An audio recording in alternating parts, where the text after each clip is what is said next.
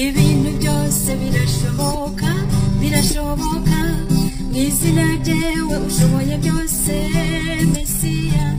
izina rye iyo rivuze imbaraga z'umubisha zose zirahunga zirahunga abihebesheje n'agahinda gasaze bose bongera kugira ibyiringiro niba yabashije kunesha urupfu n'ikuzimu n'iki cyamunanira uwo Mesiya niwe murengezi ufite byose ububasha ntakimunanira ntacyo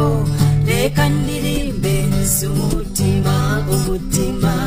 mfite umurengezi udafite ikimunanira niba yabashije kunesha urupfu n'ikuzimu n'iki cyamunanira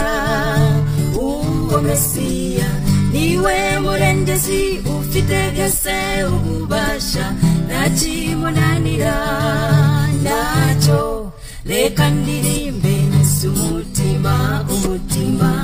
mfite umurengezi udafite ikimunanira